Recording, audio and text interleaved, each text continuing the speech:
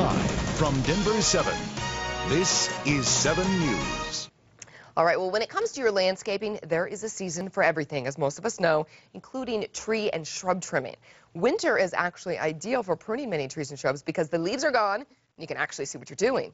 It not only saves time, but it's also healthier for many of the plants to start the growing season without those unneeded branches. Well, joining us this morning to give us some tips which we all need on pruning and trimming is Karigene Burke with the Associated Landscape Contractors of Colorado. Good morning. Good morning. Okay, so how do we know what trees and shrubs we do want to prune? Well, what we don't want to do at this time of the year is shear evergreens. It's very cold out there. If you leave an open wound, this is what will happen. You can see the green, but where it's been sheared, it turns brown. So if you have an 8-foot upright, evergreen upright, it'll look brown. So no shearing until, the 1st of March or so. And we've all seen this, unfortunately, Yes. at home, where we Yes. get the brown. Yes. And this is, this evergreen has been sheared earlier in the season and it's had time to heal, so there's no brown. Okay. So no evergreens. Okay. Another thing that a tree we really don't like to prune in the winter is a locust tree. I have a little sample here, and this is a linden and this is a maple, and you can see the buds. You know, they've all got their bud systems, Right. but a locust is the buds are so tight you really can't see it. Okay. And so no locust trees. Okay. We like to wait for them in leaf. So, but shrubs and small trees are great. You also do want to prune crabapple trees, any tree that can get bacterial fire blight. So your hawthorns, your mountain ash, and all your crabapples, perfect time to trim. And you want to do that from the ground. We recommend a pole pruner and then a handsaw. Okay. And then for some shrubs, I've got some shrubs here. This is a forsythia. And again, it's real easy at this time of the year to take a look, and you can see the bud system. This is a privet. A lot of people have privet hedges, you know, along their driveway. And this is a winged euonymus. We also know it as a burning bush. So show me on these, Kara, if we're looking at these, how do we know, how do you prune and trim them properly? Well, you know, it's kind of what you want your shrub to look like. So let's say the privet hedge.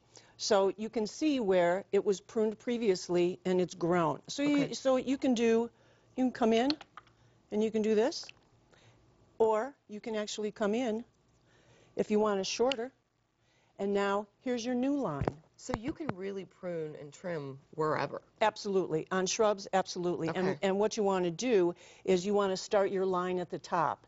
If you start at the bottom, then you can end up coming in really too short. So determine your height at the top. And then, you know, I've got some basic pruning tools over here. Most people have. Right. And let's say you're doing a privet hedge, you would want to use the hedge trimmers. You start at the top, and then you just kind of go around and lean over.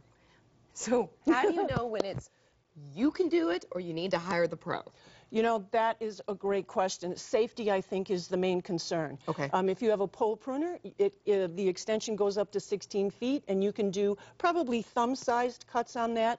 But if you're on a ladder with a handsaw, you know, that's balance. So ALCC. So safety, that's a good time. Exactly, That's a good thing to exactly. know. Okay, now finally, you talk about pruning, Yes. but you need to water too in the wintertime to actually keep your trees and shrubs healthy. How do you know when and how much? That's great also. Well, 57 degrees. If you don't have a snow cover, you would want to water your trees and shrubs. You can go out and just put the hose under the shrubs and the trees in what we call the bowl or under the drip line. Okay. Again, a lot of professional tree companies will come out with their water, and they have the proper tools. They'll put the water at the proper depth, 6 to 8 inches, and you'll get some water. But days like today, if you're south side, everything's going to get really warm. They need water. Okay, today's the day to get out there. Is. Hard to believe in January. All right, Karigene Burke, thank you so much for joining us. If you would like additional information, all you need to do is log on to thedenverchannel.com and click on that big red TV button.